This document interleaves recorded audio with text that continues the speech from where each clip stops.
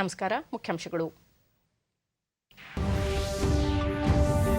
BRICS ಶೃಂಗಸಭೆಯಲ್ಲಿಂದು ಪ್ರಧಾನಿ ನರೇಂದ್ರ ಮೋದಿ ಅಧ್ಯಕ್ಷೀಯ ಭಾಷಣ. ಭಯೋತ್ಪಾದನೆ ಸೇರಿ ಹಲವು ವಿಷಯಗಳ ಚರ್ಚೆ ನಿರೀಕ್ಷೆ. ತುರ್ತು ವಿಮಾನ ಇಳಿದಾಣ ವ್ಯವಸ್ಥೆ ದೇಶದ ಏಕತೆ, ಅಖಂಡತೆ, ಸಾರ್ವಭೌಮತ್ವದ ರಕ್ಷಣೆಗೆ ಸಹಕಾರಿ. ರಾಜನಾಥ್ ಸಿಂಗ್. ಪೆಟ್ರೋಲ್ ಡೀಸೆಲ್ ಮೇಲಿನ ಅವಲಂಬನೆ ತಗ್ಗಿಸಲು ವಿದ್ಯುತ್ ಚಾಲಿತ ವಾಹನ ಬಳಕೆ ಅತ್ಯಗತ್ಯ. ಸಚಿವ ಸುನೀಲ್ ಕುಮಾರ್.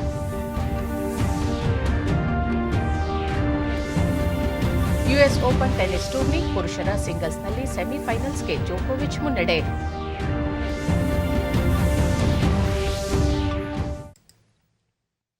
ವಾರ್ತೆಗಳ ವಿವರ. ಭಾರತ 2021ರ ಬ್ರಿಕ್ಸ್ ರಾಷ್ಟ್ರಗಳ ಸಮಾವೇಶದ ಅಧ್ಯಕ್ಷತೆ ವಹಿಸಿರುವ ಭಾಗವಾಗಿ ಪ್ರಧಾನಿ ನರೇಂದ್ರ ಮೋದಿ ಅವರು ಇಂದು 13ನೇ ಬ್ರಿಕ್ಸ್ ರಾಷ್ಟ್ರಗಳ ವರ್ಚುವಲ್ ಶೃಂಗಸಭೆಯ ಅಧ್ಯಕ್ಷತೆ ವಹಿಸಿ ಮಾತನಾಡಲಿದ್ದಾರೆ. ಬ್ರಿಕ್ಸ್ ಅಟ್ 15 ಮುಂದುವರಿಕೆ, ಸದೃಢತೆ ಮತ್ತು ಒಮ್ಮತಕ್ಕಾಗಿ ಬ್ರಿಕ್ಸ್ ಅಂತರ್ ಸಹಕಾರ ಎಂಬುದು ಈ ಬಾರಿಯ ಬ್ರಿಕ್ಸ್ ಸಮಾವೇಶದ ಧ್ಯೇಯವಾಕ್ಯವಾಗಿದೆ. ಸಭೆಯಲ್ಲಿ ಬ್ರೆಜಿಲ್ ಅಧ್ಯಕ್ಷ ಜೇರ್ ಬೋಲ್ಸೊನಾರೋ, ರಷ್ಯಾ ಅಧ್ಯಕ್ಷ ವ್ಲಾಡಿಮಿರ್ ಪುಟಿನ್, ಚೀನಾ ಅಧ್ಯಕ್ಷ ಕ್ಸಿ ಜಿನ್ಪಿಂಗ್ ಹಾಗೂ ದಕ್ಷಿಣ ಆಫ್ರಿಕಾ ಅಧ್ಯಕ್ಷ ಸಿರಿಲ್ ರಾಮಪೋಸಾ ಪಾಲ್ಗೊಳ್ಳಲಿದ್ದಾರೆ. ರಾಷ್ಟ್ರೀಯ ಭದ್ರತಾ ಸಲಹೆಗಾರ ಅಜಿತ್ ದೋವಲ್, ನೂತನ ಅಭಿವೃದ್ಧಿ ಬ್ಯಾಂಕ್ ಅಧ್ಯಕ್ಷ ಮಾರ್ಕೋಸ್ ಟ್ರಾಯ್ಜೋ, ಬ್ರಿಕ್ಸ್ ಉದ್ಯಮ ಮಂಡಳಿ ಅಧ್ಯಕ್ಷ ಓಂಕಾರ್ ಕನ್ವರ್, ಬ್ರಿಕ್ಸ್ ಮಹಿಳಾ ಉದ್ಯಮ ಮೈತ್ರಿ ಅಧ್ಯಕ್ಷೆ ಸಂಗೀತಾ ರೆಡ್ಡಿ ಶೃಂಗಸಭೆಯಲ್ಲಿ ಈ ವರ್ಷಕ್ಕೆ ಸಂಬಂಧಿಸಿದ ಪ್ರಗತಿಯ ವಿವರ ಮಂಡಿಸಲಿದ್ದಾರೆ. ಸಮಾವೇಶದ ಅಧ್ಯಕ್ಷತೆ ವಹಿಸಿರುವ ಭಾರತ ಬಹುಪಕ್ಷೀಯ ವ್ಯವಸ್ಥೆಯ ಸುಧಾರಣೆ, ಭಯೋತ್ಪಾದನೆ ನಿಗ್ರಹ, ಸುಸ್ಥಿರ ಅಭಿವೃದ್ಧಿ ಗುರಿ ಸಾಧನೆಗೆ ಡಿಜಿಟಲ್ ಮತ್ತು ತಂತ್ರಜ್ಞಾನ ಸಾಧನಗಳ ಬಳಕೆ ಮತ್ತು ಜನರ ನಡುವಿನ ಸಂವಹನ ಹೆಚ್ಚಳಕ್ಕೆ ಒತ್ತು ನೀಡಿದೆ. ಶೃಂಗಸಭೆಯಲ್ಲಿ ಬ್ರಿಕ್ಸ್ ರಾಷ್ಟ್ರಗಳ ನಾಯಕರು ಕೋವಿಡ್-19 ಸೋಂಕಿನ ಪರಿಣಾಮಗಳು ಮತ್ತು ಸಮಕಾಲೀನ ಜಾಗತಿಕ ಮತ್ತು ಪ್ರಾದೇಶಿಕ ಸಮಸ್ಯೆಗಳ ಕುರಿತು ಚರ್ಚೆ ನಡೆಸಲಿದ್ದಾರೆ. ಪ್ರಧಾನಿ ನರೇಂದ್ರ ಮೋದಿ ಅವರು 2ನೇ ಬಾರಿ ಬ್ರಿಕ್ಸ್ ಶೃಂಗಸಭೆಯ ಅಧ್ಯಕ್ಷತೆ ವಹಿಸುತ್ತಿದ್ದಾರೆ. ಇದಕ್ಕೂ ಮೊದಲು 2016ರಲ್ಲಿ ಗೋವಾದಲ್ಲಿ ನಡೆದ ಶೃಂಗಸಭೆಯ ಅಧ್ಯಕ್ಷತೆ ವಹಿಸಿದ್ದರು. ಇಷ್ಟು ದಿನಗಳ ಕಾಲ ರಸ್ತೆಯಲ್ಲಿ ಎತ್ತಿನ ಗಾಡಿ, ಬಸ್, ಕಾರುಗಳ ಓಡಾಟ ನೋಡುತ್ತಿದ್ದೆವು. ಈಗ ರಸ್ತೆಯಲ್ಲಿ ವಿಮಾನಗಳು ಇಳಿಯುವುದನ್ನು ಮತ್ತು ಅಲ್ಲಿಂದಲೇ ಹಾರಾಟ ನಡೆಸುವುದನ್ನು ನೋಡಲಿದ್ದೇವೆ. ಇದೊಂದು ಐತಿಹಾಸಿಕ ಕ್ಷಣ ಎಂದು ರಕ್ಷಣಾ ಸಚಿವ ರಾಜನಾಥ್ ಸಿಂಗ್ ತಿಳಿಸಿದ್ದಾರೆ. ರಾಜಸ್ಥಾನದ ಬಾಡ್ಮೇರ್ ಬಳಿ ರಾಷ್ಟ್ರೀಯ ಹೆದ್ದಾರಿ 925 ಯ ಸಟ್ಟಾ ಗಾಂಡ್ವಾ ಮಾರ್ಗದಲ್ಲಿ ತುರ್ತು ಭೂಸ್ಪರ್ಶ ಸೌಲಭ್ಯ ಉದ್ಘಾಟಿಸಿ ಅವರು ದೇಶ ಸ್ವಾತಂತ್ರ್ಯದ ಅಮೃತ ಮಹೋತ್ಸವ ವರ್ಷ ಹಾಗೂ 1971ರ ಯುದ್ದದ ಗೆಲುವಿನ ಸುವರ್ಣ ವರ್ಷ ಆಚರಿಸುತ್ತಿರುವ ಸಂದರ್ಭದಲ್ಲಿ ನಡೆಯುತ್ತಿರುವ ಈ ಕಾರ್ಯಕ್ರಮ ಮಹತ್ವದ್ದಾಗಿದೆ. ಮಿಗಿಲಾಗಿ ಕಾರ್ಯಕ್ರಮ ನಡೆಯುತ್ತಿರುವ ಸ್ಥಳ 1971ರ ಯುದ್ದಕ್ಕೆ ಸಾಕ್ಷಿಯಾಗಿತ್ತು ಎಂದರು. सिमुलेटेड मिशन के लिए आए हैं. इस जहाज का नेतृत्व करेंगे. जैसा हमारे सड़क परिवहन मंत्री हमारे मित्र नितिन गडकरी जी ने बतलाया कि हमारी सरकार रोड्स, हाईवेज का निर्माण का काम तो कर ही रही है, साथ ही साथ हमारे सेना की ऑपरेशनल कैपेबिलिटी भी बढ़े, उसके लिए भी जो भी आवश्यक सुविधाएं दी जा सकती हैं इस मंत्रालय के द्वारा. ಅಂತಾರಾಷ್ಟ್ರೀಯ ಗಡಿಗಳ ಬಳಿ ಇಂತಹ ತುರ್ತು ವಿಮಾನ ಇಳಿದಾಣ ವ್ಯವಸ್ಥೆ ರೂಪಿಸಿರುವುದು ಭಾರತ ತನ್ನ ಏಕತೆ, ಅಖಂಡತೆ ಮತ್ತು ಸಾರ್ವಭೌಮತ್ವವನ್ನು ರಕ್ಷಿಸಿಕೊಳ್ಳಲು ಸದಾ ಸಿದ್ದವಾಗಿದೆ. ಯಾವುದೇ ಸವಾಲನ್ನು ಎದುರಿಸಲು ಭಾರತ ಅಣಿಯಾಗಿದೆ ಎಂಬುದನ್ನು ಸಾಬೀತುಪಡಿಸಿದೆ ಎಂದು ತಿಳಿಸಿದರು. ಈ ಸೌಲಭ್ಯದ ಜೊತೆಗೆ ಹೆಲಿಪ್ಯಾಡ್ಗಳ ನಿರ್ಮಾಣ ಕೇವಲ ಯುದ್ದದ ಸಮಯದಲ್ಲಷ್ಟೇ ಅಲ್ಲ, ಪ್ರಕೃತಿ ವಿಕೋಪದ ಕಾಲದಲ್ಲೂ ನೆರವಿಗೆ ಬರುತ್ತದೆ ಎಂದರು. ಕೋವಿಡ್ ಕಾಲದಲ್ಲೂ ಈ ಯೋಜನೆ ಕಾರ್ಯಗತಗೊಳಿಸಿದ ಹೆದ್ದಾರಿ ಸಚಿವಾಲಯ ಭಾರತೀಯ ರಾಷ್ಟ್ರೀಯ ಹೆದ್ದಾರಿ ಪ್ರಾಧಿಕಾರಕ್ಕೆ ಧನ್ಯವಾದ ಅರ್ಪಿಸಿದರು. ये बहुत बड़ी बात है. पहले तो मेरी यह कल्पना थी कि शायद जिस स्थान पर हम उद्घाटन करने जा रहे हैं यही स्थान एक ऐसा है और इसके अलावा और कोई नहीं होगा, लेकिन 20 स्थानों पर इसी प्रकार की इमरजेंसी लैंडिंग फील्ड का तैयार होना, ये मैं समझता हूं कि हमारी सुरक्षा की दृष्टि से भी एक बहुत ही महत्वपूर्ण पहल है. और मित्रों, आप जानते हैं चाहे रोड्स हों, हाईवेज हों, चाहे ब्रिजेस हों, चाहे टनल्स हों, हमारे देश की सोशियो इकोनॉमिक डेवलपमेंट में, सामाजिक आर्थिक विकास में कैसी उसकी महत्वपूर्ण भूमिका होती है, इससे आप सभी अच्छी तरह परिचित हैं. ಇದಕ್ಕೂ ಮುನ್ನ ಕೇಂದ್ರ ಹೆದ್ದಾರಿ ಮತ್ತು ರಸ್ತೆ ಸಾರಿಗೆ ಸಚಿವ ನಿತಿನ್ ಗಡ್ಕರಿ ಇಂದು ಸಾಕಾರವಾಗಿರುವ ರಸ್ತೆ ಸಹಿತ ವಿಮಾನ ಇಳಿದಾಣ ಮಾರ್ಗ ದೇಶದಲ್ಲಿಯೇ ಪ್ರಥಮವಾಗಿದ್ದು ಯೋಜನೆಯ ಸಾಕಾರಕ್ಕೆ ಸಹಕರಿಸಿದ ರಕ್ಷಣಾ ಸಚಿವಾಲಯಕ್ಕೆ ಧನ್ಯವಾದ ಅರ್ಪಿಸಿದರು. ಭಾರತಮಾಲಾ ಯೋಜನೆಯಡಿಯ ಈ ಮಾರ್ಗ ಸದೃಢವಾಗಿದೆ ಎಂದ ಅವರು ಆಸ್ಟ್ರೇಲಿಯಾದಲ್ಲಿ ಭಾರತೀಯ ವಿಜ್ಞಾನಿಗಳು ಸ್ಟೀಲ್ ಸ್ಟ್ಯಾಕ್ ಅಂದರೆ ಉಕ್ಕಿನ ಕಿಟ್ಟ ಬಳಸಿ ಏರ್ ಸ್ಟ್ರಿಪ್ ನಿರ್ಮಿಸಿದ್ದು ಇದಕ್ಕೆ ಆಸ್ಟ್ರೇಲಿಯಾ ಸರ್ಕಾರ ಮಾನ್ಯತೆ ನೀಡಿದೆ. ನಾವೀನ್ಯತೆ ಮತ್ತು ಸಂಶೋಧನೆ, ಉದ್ಯಮಶೀಲತೆ, ಕೌಶಲ್ಯ, ಉತ್ತಮ ಯಶಸ್ವಿ ರೂಢಿಗಳು, ವಿಜ್ಞಾನ ತಂತ್ರಜ್ಞಾನದ ಮೂಲಕ ಹೊಸ ಆವಿಷ್ಕಾರಗಳು ನಡೆಯುತ್ತಿದೆ. ಜ್ಞಾನ ಮತ್ತು ಸಂಪತ್ತಾಗಿ ಜ್ಞಾನದ ಪರಿವರ್ತನೆ ದೇಶದ ಭವಿಷ್ಯವಾಗಿದೆ ಎಂದು ಪ್ರತಿಪಾದಿಸಿದರು. ಈಗ ನಿರ್ಮಿಸಲಾಗಿರುವ ರಸ್ತೆ ಸಹಿತ ವಿಮಾನ ಇಳಿದಾಣ ಮಾರ್ಗವನ್ನು ವಾಯುಪಡೆಯು ಆಪತ್ಕಾಲೀನ ಪರಿಸ್ಥಿತಿಯಲ್ಲಿ ಬಳಸುತ್ತದೆ ಎಂದರು. ಭಾರತ ಕೋವಿಡ್ ನಡುವೆಯೂ ನಿತ್ಯ 38 ಕಿಲೋಮೀಟರ್ ರಸ್ತೆ ನಿರ್ಮಾಣ ಮಾಡಿದೆ ಎಂದರು. We name it as a knowledge and conversion of knowledge into wealth is the future for the country. तो मुझे बहुत खुशी है कि आज ये काम हो रहा है. वैसे गागरिया से बकासर तक तथा सत्ता से गांधो तक 1135 करोड़ रुपए की लागत से ये 197 किलोमीटर 2 लेन प्योर शोल्डर का मार्ग और ये एयर स्ट्रिप तैयार की गई है और इस स्ट्रिप का उपयोग भारतीय वायुसेना को आपातकालीन लैंडिंग के लिए निश्चित रूप से होगा. ಕೇಂದ್ರ ಸಚಿವ ಗಜೇಂದ್ರ ಸಿಂಗ್ ಶೇಖಾವತ್, 3 ಸೇನಾಪಡೆಗಳ ಮುಖ್ಯಸ್ಥ ಜನರಲ್ ಬಿಪಿನ್ ರಾವತ್, ವಾಯುಪಡೆಯ ಮುಖ್ಯಸ್ಥ air chief marshal RKS Bhadauria ಮತ್ತಿತರರು ಉಪಸ್ಥಿತರಿದ್ದರು. ಈ ಸಂದರ್ಭದಲ್ಲಿ ಉಕ್ಕಿನ ಹಕ್ಕಿಗಳು ಆಗಸದಲ್ಲಿ ಭೋರ್ಗರೆದವು. ವೈಮಾನಿಕ ಪ್ರದರ್ಶನ ಗಮನ ಸೆಳೆಯಿತು. जोरदार तालियों के साथ स्वागत करें.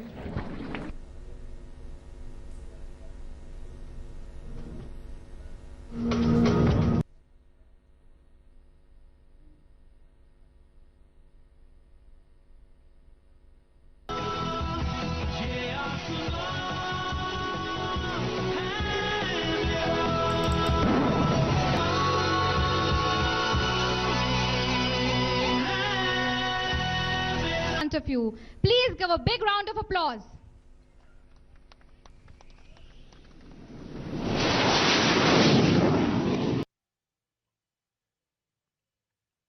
ದೆಹಲಿಯಲ್ಲಿ ಕೇಂದ್ರ ಸಚಿವರೊಂದಿಗಿನ ಸಭೆಗಳು ಫಲಪ್ರದವಾಗಿದ್ದು ಹಲವಾರು ವರ್ಷಗಳಿಂದ ನೆನೆಗುದ್ದಿಗೆ ಬಿದ್ದಿದ್ದ ರಾಜ್ಯದ ಯೋಜನೆಗಳಿಗೆ ಅಂಗೀಕಾರ ದೊರೆತಿದೆ. ಇದರಿಂದ ಸಾಕಷ್ಟು ಅನುಕೂಲವಾಗಲಿದೆ ಎಂದು ಮುಖ್ಯಮಂತ್ರಿ ಬಸವರಾಜ ಬೊಮ್ಮಾಯಿ ಬೆಂಗಳೂರಿನಲ್ಲಿಂದು ತಿಳಿಸಿದರು.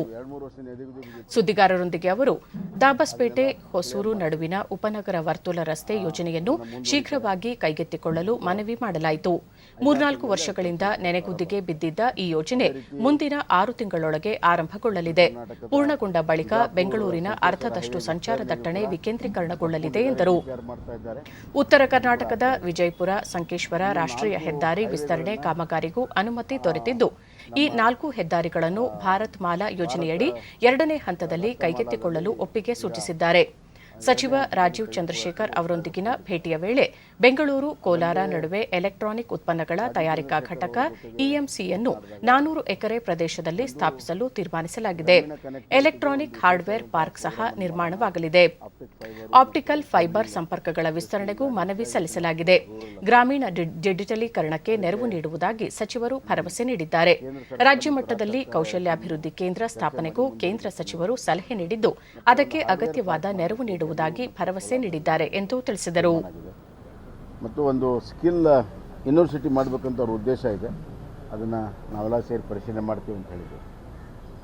ಇನ್ನು ನಮ್ಮ ಅರ್ಜಿತ್ ಸಿಂಗ್ ಪೂರಿ ಅವರು ಹೋದ ತಕ್ಷಣವೇ PMAY ಅರ್ಬನ್ ಏನಿದೆ ಪ್ರಧಾನಮಂತ್ರಿ ಆವಾಸ್ ಯೋಜನೆ ಅರ್ಬನ್ಗೆ 400 ಕೋಟಿ ರೂಪಾಯಿ ನಿನ್ನೆ ಬಿಡುಗಡೆ ಮಾಡಿದ್ದಾರೆ. ಇನ್ನು 1500 ಕೋಟಿ ರೂಪಾಯಿ ಅಷ್ಟು ಬಿಡುಗಡೆ ಆಗಬೇಕು. ಕೆಲವು ಕಂಪ್ಲೈನ್ಸ್ ಇದೆ ನಮ್ಮ ಕಡೆಯಿಂದ, ಅದಾದ ತಕ್ಷಣವೇ ಅದನ್ನು ಕೂಡ ಬಿಡುಗಡೆ ಮಾಡ್ತೀವಿ ಅಂತಂದು ಹೇಳಿದ್ದಾರೆ. ಇನ್ನು ಅದರ ಜೊತೆಗೆ ರೈಲ್ವೇಸ್ದು ಕೂಡ ಚರ್ಚೆ ಮಾಡಿದ್ದೇವೆ. ಸಬರ್ಬನ್ ರೈಲ್ವೆ ಮತ್ತು ಬೈಯಪ್ಪನಹಳ್ಳಿ ಸ್ಟೇಷನ್ ಕೂಡಲೇ ತೆಗೆದುಕೊಳ್ತೇವೆ ಅಂತ ಹೇಳಿದ್ದಾರೆ. ಮತ್ತು ನಾವು ಪ್ರಮುಖ ರೈಲ್ವೆ ಲೈನ್ಗಳ ಬಗ್ಗೆ ಕೂಡ ಚರ್ಚೆ ಮಾಡಿದ್ದೇವೆ. ಅದು ತುಮಕೂರು ಟು ದಾವಣಗೆರೆ ಮತ್ತು ಹುಬ್ಬಳ್ಳಿ ಟು ಬೆಳಗಾಂ, ಬೀದರ್, ಗುಲ್ಬರ್ಗ ಎಲ್ಲ ಆದಷ್ಟು ಬೇಗನೆ ಕಾರ್ಯಗತ ಪ್ರಾರಂಭ ಮಾಡಬೇಕು ಅಂತ. ನಮ್ಮ ಕಡೆಯಿಂದ ಏನು ಲ್ಯಾಂಡ್ ಕೊಡಬೇಕು ಮತ್ತು 50% ವಂತಿಗೆ ಕೊಡಬೇಕು ಅದನ್ನು ಕೂಡ ನಾವು ಕೊಡಲು ಸಿದ್ಧರಿದ್ದೇವೆ ಅನ್ನುವಂಥ ಮಾತನ್ನು ಕೂಡ ಹೇಳಿದ್ದೆ. ಶಿರಾಡಿ ಘಾಟ್ ರೋಡ್ ಬಗ್ಗೆ ಕೂಡ ಚರ್ಚೆ ಆಯಿತು. 4 ವೇ ಏನಾಗ್ತಾಯಿದೆ ಅದನ್ನು ಬೇಗನೆ ಮುಗಿಸ್ಬೇಕನ್ನುವಂಥದ್ದು ಕೂಡ ಆಗಿದೆ. ಮತ್ತು ಫೈನಾನ್ಸ್ ಮಿನಿಸ್ಟರ್ ಜೊತೆಗೆ ಇದು ನಮ್ಮದು 2022ಕ್ಕೆ ಏನು ಇದು ಮುಗಿತಾ ಇದೆ ಅದನ್ನು ವಿಸ್ತರಣೆ ಮಾಡಬೇಕಂದು ಮತ್ತೊಮ್ಮೆ ಒತ್ತಾಯ ಮಾಡಿದ್ವಿ. ಇಫಾ ವೈರಸ್ ಬಗ್ಗೆ ಈಗಾಗಲೇ ನಾನು ಹೆಲ್ತ್ ಸೆಕ್ರೆಟರಿಗೆ ಮತ್ತು ಎಕ್ಸ್ಪರ್ಟ್ಸ್ಗೆ ಸೂಚನೆಯನ್ನು ಕೊಟ್ಟಿದ್ದೀನಿ. ಕೇರಳದಲ್ಲಿ ಯಾವ ರೀತಿ ಅದರ ಬಿಹೇವಿಯರ್ ಇದೆ, ಅದರ ಪರಿಣಾಮ ನಮ್ಮ ಮೇಲೆ ಏನಾಗುತ್ತೆ ಅನ್ನುವಂಥದ್ದು ಇವತ್ತು ನಾನು ಸಾಯಂಕಾಲ ಅದರ ವರದಿಯನ್ನು ತಗೊಂಡು ಮುಂದಿನ ಕ್ರಮಗಳನ್ನು ಜರುಗಿಸ್ತೀನಿ. ವಿಶ್ವ ವಿದ್ಯುತ್ ವಾಹನ ದಿನದ ಅಂಗವಾಗಿ ಬೆಂಗಳೂರಿನ ಕಂಠೀರವ ಕ್ರೀಡಾಂಗಣದಲ್ಲಿಂದು ಆಯೋಜಿಸಲಾಗಿದ್ದ ವಿದ್ಯುತ್ ಚಾಲಿತ ವಾಹನಗಳ ರ್ಯಾಲಿಯಲ್ಲಿ ಕ್ರೀಡಾ ಸಚಿವ ಕೆಸಿ ನಾರಾಯಣಗೌಡ, ಯೋಜನೆ ಸಾಂಖ್ಯಿಕ ಮತ್ತು ತೋಟಗಾರಿಕಾ ಸಚಿವ ಎನ್ ಮುನಿರತ್ನ, ಇಂಧನ ಹಾಗೂ ಕನ್ನಡ ಮತ್ತು ಸಂಸ್ಕೃತಿ ಇಲಾಖೆ ಸಚಿವ ವಿ ಸುನೀಲ್ ಕುಮಾರ್ ಪಾಲ್ಗೊಂಡಿದ್ದರು. ಈ ವೇಳೆ ವಿದ್ಯುತ್ ಕಾರು ಪ್ರಕೃತಿಯ ತೇರು, ವಿದ್ಯುತ್ ಗಾಡಿ ಬಳಸೋಣ, ಇಂದಿನಿಂದ ಬೇಡ ಇಂಧನ, ಮುಗಿಯಿತು ಪೆಟ್ರೋಲಿನ ಅವಧಿ, ಇನ್ನೂ ಬ್ಯಾಟರಿ ಗಾಡಿಯ ಖರೀದಿ ಎಂಬ ಹಲವು ಘೋಷವಾಕ್ಯಗಳ ಭಿತ್ತಿಪತ್ರಗಳನ್ನು ಸಚಿವರು ಹಾಗೂ ಇತರ ಅಧಿಕಾರಿಗಳು ಪ್ರದರ್ಶಿಸಿದರು. ಮುಕ್ತಿ ಅದೇ ಈ ಬೈಕ್ನ ಶಕ್ತಿ, ಖರೀದಿ.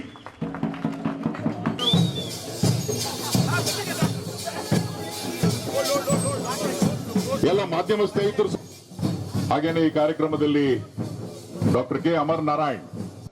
ವಿಶ್ವ ವಿದ್ಯುತ್ ವಾಹನ ದಿನಾಚರಣೆ ಸಚಿವ ಸುನೀಲ್ ಕುಮಾರ್, ಪೆಟ್ರೋಲ್ ಮತ್ತು ಡೀಸೆಲ್ ಮೇಲಿನ ಅವಲಂಬನೆ ತಗ್ಗಿಸಲು ವಿದ್ಯುತ್ ಚಾಲಿತ ವಾಹನ ಬಳಕೆ ಇಂದು ಅತ್ಯಗತ್ಯವಾಗಿದೆ ಎಂದರು. ಮತ್ತು ಪೆಟ್ರೋಲಿನ ಕಾರಣದಿಂದ ಪರಿಸರದ ಮೇಲೆ ಆಗ್ತಾ ಇರುವಂತಹ ಅನಾಹುತಗಳು, ತತ್ಪರಿಣಾಮವಾಗಿ ಆರೋಗ್ಯದ ಮೇಲೆ ಏನು ದುಷ್ಪರಿಣಾಮ ಬೀರ್ತಾ ಇದೆ, ಇದೆಲ್ಲದೂ ಕೂಡ ನಿವಾರಣೆ ಆಗಬೇಕು ಅಂತಾದ್ರೆ ವಿದ್ಯುತ್ ಚಾಲಿತ ವಾಹನಗಳಿಗೆ ಹೆಚ್ಚು ಹೆಚ್ಚು ಆದ್ಯತೆಯನ್ನು ಕೊಡಬೇಕಾಗಿರುವಂಥದ್ದು ನಮ್ಮೆಲ್ಲರದು ಕೂಡ ಕರ್ತವ್ಯ ಇದೆ.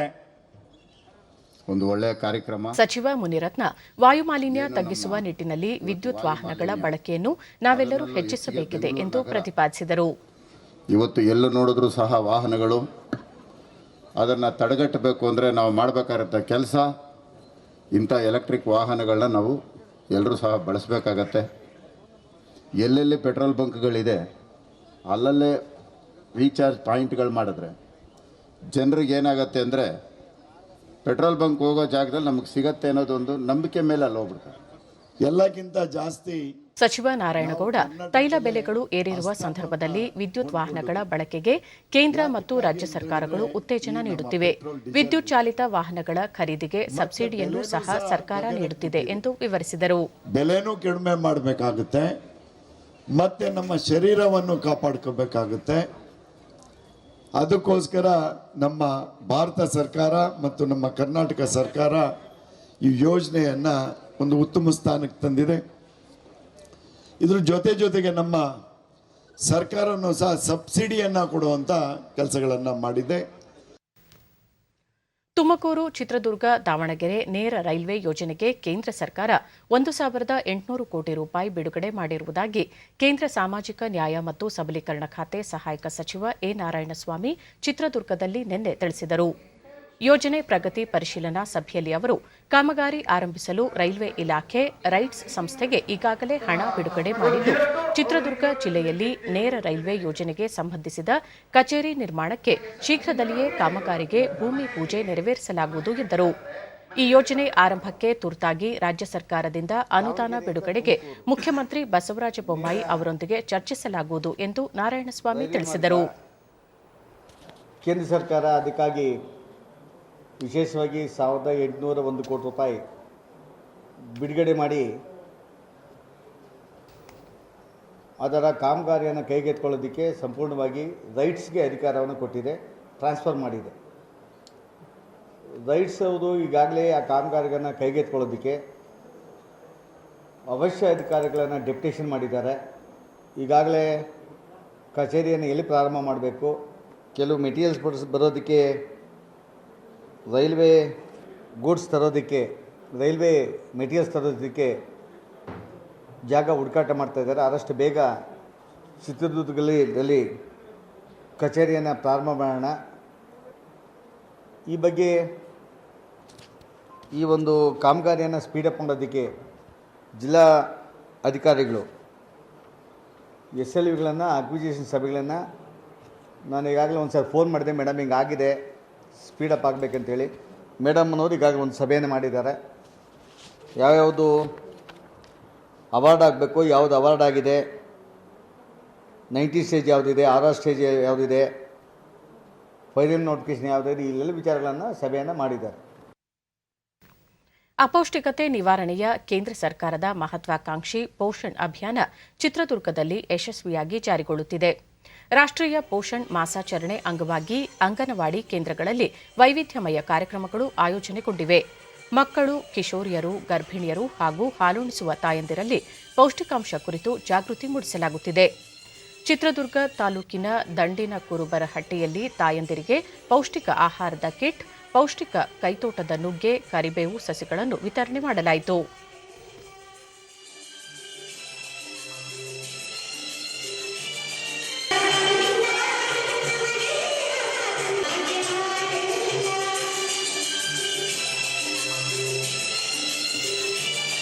ಎಲ್ಲ ಇರಬೇಕು. ಯಾಕಂದ್ರೆ ಒಂದು ದಿನ ಅಷ್ಟು ತಿಂದಿಲ್ಲ ಅಂದ್ರೆ ಕಾಪಾಡುತ್ತೆ. ಹಾಗಾಗಿ ನಾವು ನಮ್ಮಲ್ಲೇ ಬೆಳೆಯ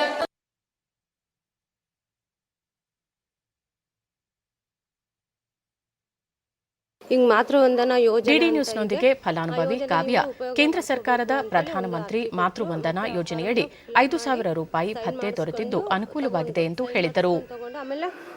3 ತಿಂಗಳಿಗೆ ಮತ್ತೆ 2,000 ರೂಪಾಯಿ ಬಂತು. ಆಮೇಲೆ 5 ತಿಂಗಳಾದ್ಮೇಲೆ ಮತ್ತೆ 1,000 ರೂಪಾಯಿ ಬಂತು. ಆಮೇಲೆ ನಾನು ಡೆಲಿವರಿ ಆದಮೇಲೆ ಮತ್ತೆ 3,000 ರೂಪಾಯಿ ಬಂತು. ಇದರಿಂದ ತುಂಬ ಅನುಕೂಲ ಆಗಿದೆ ಅಂತ ಹೇಳ್ಬೋದು. ಅಂದರೆ ನಮ್ಮಂಥ ಮಹಿಳೆಯರಿಗೆ ಈ ಒಂದು ಮಾತೃವಂದನಾ ಯೋಜನೆಯಿಂದ ಡೆಲಿವರಿಗಿಂತ ಮುಂಚೆನೂ ತುಂಬ ಅನುಕೂಲ ಆಗುತ್ತೆ ಇದರೊಂದು ದುಡ್ಡು ಬಂದರೆ.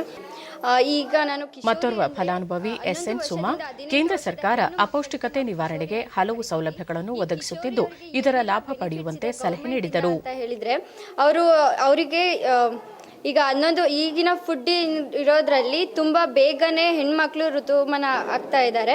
ಸೊ ಅದಕ್ಕೆ ಅವರಿಗೆ ಪೌಷ್ಟಿಕ ಸಿಗಲಿ ಅಂತ ಅಂಗನವಾಡಿ ಕಡೆಯಿಂದ ಐರನ್ ಟ್ಯಾಬ್ಲೆಟ್ಸ್ ಕೊಡ್ತಿದ್ದಾರೆ, ಮತ್ತು 6 ಮಂತ್ ಇದ್ದಾಗ ಫುಡ್ಸ್ ಕೊಡ್ತಾ ಇದ್ದಾರೆ. ಅದರಿಂದ ನಮ್ಮ ದೇಹದ ಬೆಳವಣಿಗೆ ಚೆನ್ನಾಗಾಗುತ್ತೆ. ಸೊ ನಾನು ಕೂಡ ಆ ಫುಡ್ನ ತಗೊಂಡಿರೋದ್ರಿಂದ ನನಗೂ ತುಂಬ ಹೆಲ್ಪ್ ಆಯಿತು ಆ ಫುಡ್ನ ತಗೊಂಡು. ನಾನೀಗ 2ನೇ ಗರ್ಭಿಣಿ. ಸುಷ್ಮಾ, ಅಂಗನವಾಡಿ ಕೇಂದ್ರಗಳು ಕಾಲಕಾಲಕ್ಕೆ ಪೌಷ್ಟಿಕ ಆಹಾರ ಪದಾರ್ಥಗಳನ್ನು ಒದಗಿಸುತ್ತಿವೆ. ಇದರಿಂದ ತಮಗೆ ಮತ್ತು ಮಕ್ಕಳಿಗೆ ಹೆಚ್ಚು ಅನುಕೂಲವಾಗಿದೆ ಎಂದು ತಿಳಿಸಿದರು. ಅಂಗನವಾಡಿಯಲ್ಲಿ ಎಲ್ಲ ರೀತಿಯ ಸೌಲಭ್ಯಗಳು ಸಿಗ್ತಾ ಇತ್ತು.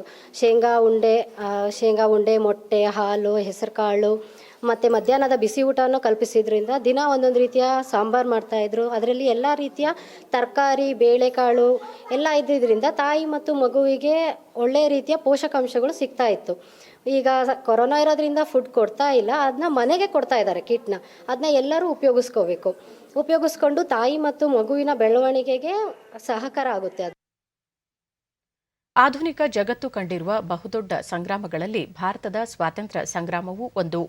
ತಾಯ್ನೆಲವನ್ನು ವಿದೇಶಿ ಆಡಳಿತದ ಕಪಿಮುಷ್ಟಿಯಿಂದ ಬಿಡುಗಡೆಗೊಳಿಸುವಲ್ಲಿ ತಮ್ಮ ಸರ್ವಸ್ವವನ್ನು ತ್ಯಾಗ ಮಾಡಿದ ಹಲವು ಮಹನೀಯರು ಹಾಗೂ ಸ್ವಾತಂತ್ರ್ಯ ಸಂಗ್ರಾಮದ ಹಲವು ವಿಷಯಗಳ ಕುರಿತ ವಿಶೇಷ ವರದಿಯ ಸರಣಿ ಆಕಾಶವಾಣಿ ರಾಷ್ಟ್ರೀಯ ಸುದ್ದಿ ವಿಭಾಗದ ಸಹಕಾರದೊಂದಿಗೆ ಇಲ್ಲಿದೆ.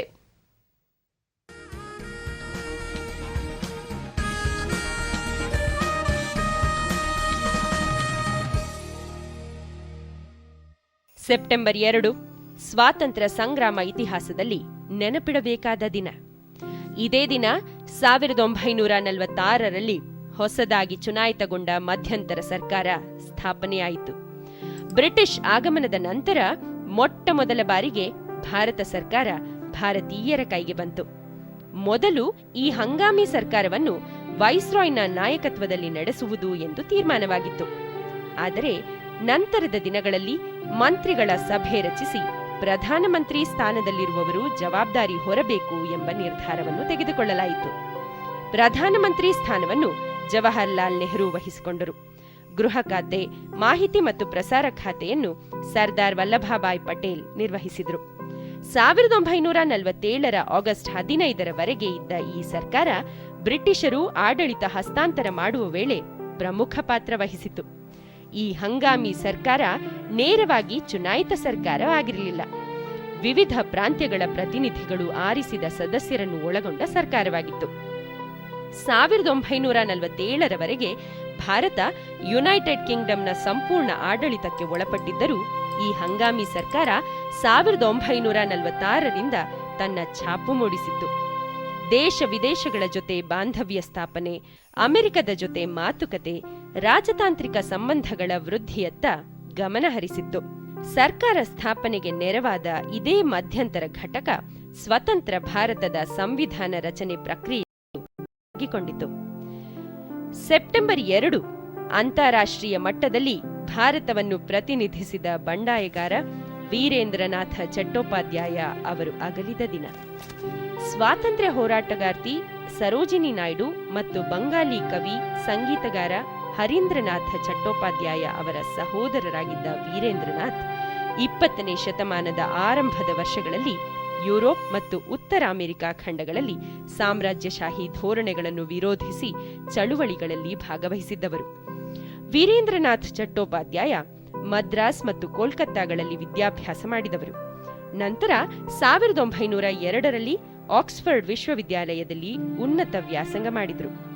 ಇತರ ಭಾರತೀಯ ವಿದ್ಯಾರ್ಥಿಗಳು ಲಂಡನ್ನ ಇಂಡಿಯಾ ಹೌಸ್ಗೆ ಆಕರ್ಷಿತರಾದ ಹಾಗೆ ಇವರೂ ಆಕರ್ಷಿತರಾದರು. ಪ್ರಥಮ ವಿಶ್ವ ಮಹಾಯುದ್ಧದ ಸಂದರ್ಭದಲ್ಲಿ 1914ರಲ್ಲಿ ಬರ್ಲಿನ್ನ ಭಾರತೀಯ ಸ್ವಾತಂತ್ರ್ಯ ಸಮಿತಿ ರಚನೆಯಾದಾಗ ವೀರೇಂದ್ರನಾಥ್ ಅದರ ನೇತೃತ್ವ ವಹಿಸಿದರು. ಪ್ರಥಮ ಮಹಾಯುದ್ಧದ ನಂತರ ವೀರೇಂದ್ರನಾಥ ಚಟ್ಟೋಪಾಧ್ಯಾಯ ಬರ್ಲಿನ್ನಲ್ಲಿ ಇಂಡಿಯನ್ ಇನ್ಫಾರ್ಮೇಷನ್ ಬ್ಯೂರೋ ಸ್ಥಾಪಿಸಿದರು. ಇದು ಭಾರತ ಮತ್ತು ಜರ್ಮನಿ ಬಾಂಧವ್ಯ ಸುಧಾರಿಸುವ ಗುರಿಯನ್ನು ಹೊಂದಿತ್ತು. ತಮ್ಮ ಜೀವನದ ಅಂತಿಮ ದಿನಗಳನ್ನು ಅಂದಿನ ಸೋವಿಯತ್ ಒಕ್ಕೂಟದಲ್ಲಿ ಕಳೆದರು.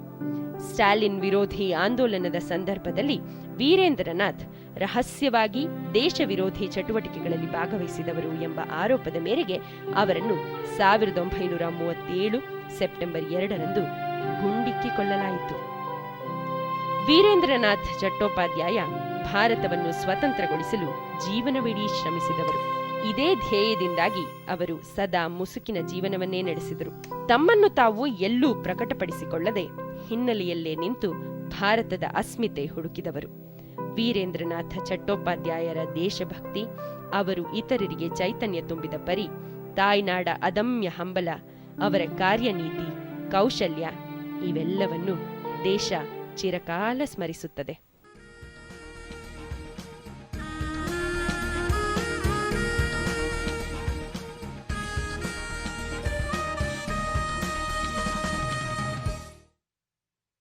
ಇಂದು ನಾಡಿನೆಲ್ಲೆಡೆ ಸ್ವರ್ಣಗೌರಿ ಹಬ್ಬವನ್ನು ಸಡಗರ ಸಂಭ್ರಮದಿಂದ ಆಚರಿಸಲಾಗುತ್ತಿದೆ. ಮದುವೆಯಾಗಿರುವ ಹೆಣ್ಣು ಮಕ್ಕಳನ್ನು ಪ್ರೀತಿ ಆಧಾರದಿಂದ ತಂದೆ ತಾಯಿಗಳು ತವರು ಮನೆಗೆ ಬರಮಾಡಿಕೊಂಡು ವಿಶೇಷ ಆತಿಥ್ಯ ನೀಡುವುದು ಈ ಹಬ್ಬದ ವಿಶೇಷತೆಗಳಲ್ಲಿ ಒಂದು. ಜೇಡಿಮಣ್ಣಿನಿಂದ ತಯಾರಿಸಿದ ಗೌರಿಯ ವಿಗ್ರಹವನ್ನು ಮನೆ ಮನೆಗಳಲ್ಲಿ ಪೂಜಿಸಲಾಗುತ್ತದೆ. ಈ ಹಬ್ಬದಲ್ಲಿ ಸುಮಂಗಲಿಯರು ಪರಸ್ಪರ ಬಾಗಿನವನ್ನು ವಿನಿಮಯ ಮಾಡಿಕೊಳ್ಳುವುದು ವಿಶೇಷ.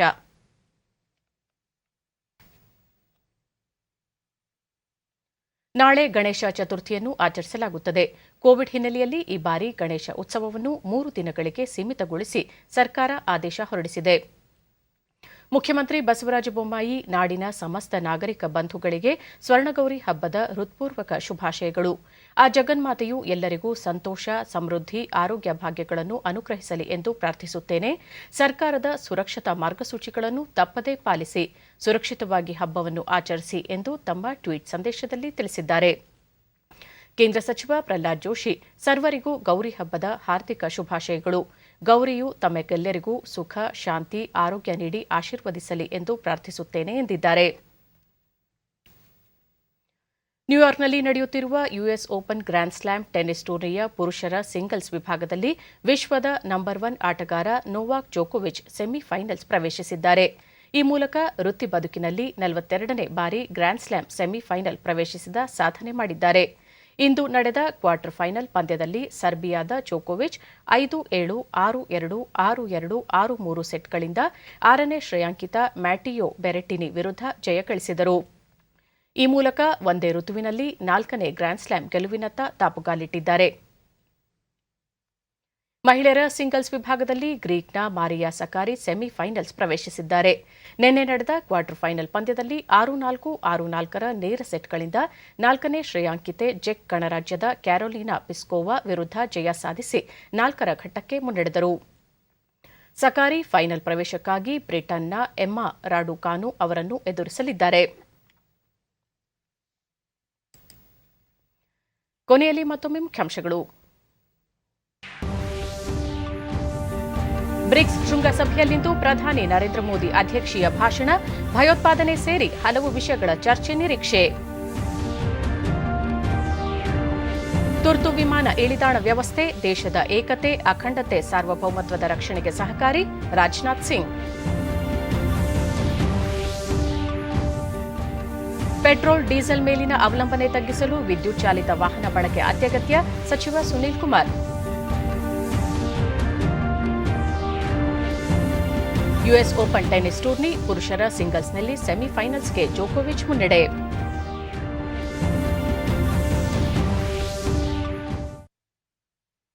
ನಮ್ಮ ವಾರ್ತಾ ಪ್ರಸಾರವನ್ನು ನೀವು ಡಿಡಿ ಚಂದನ ನ್ಯೂಸ್ ಯೂಟ್ಯೂಬ್ ಚಾನೆಲ್ನಲ್ಲೂ ವೀಕ್ಷಿಸಬಹುದು. ವ್ಯಕ್ತಿಗತ ಅಂತರ ಕಾಪಾಡಿಕೊಳ್ಳುವುದರೊಂದಿಗೆ ನೀವು ಸುರಕ್ಷಿತವಾಗಿರಿ, ನಿಮ್ಮವರನ್ನು ಸುರಕ್ಷಿತವಾಗಿರಿಸಿ. ನೈರ್ಮಲ್ಯಕ್ಕೆ ಆದ್ಯತೆ ನೀಡುವುದರ ಜೊತೆಗೆ ಕೋವಿಡ್-19 ಮಾರ್ಗಸೂಚಿಗಳನ್ನು ತಪ್ಪದೇ ಪಾಲಿಸಿ. ನಮ್ಮ ಮುಂದಿನ ವಾರ್ತಾ ಪ್ರಸಾರ ಸಂಜೆ 4:30 ನಮಸ್ಕಾರ.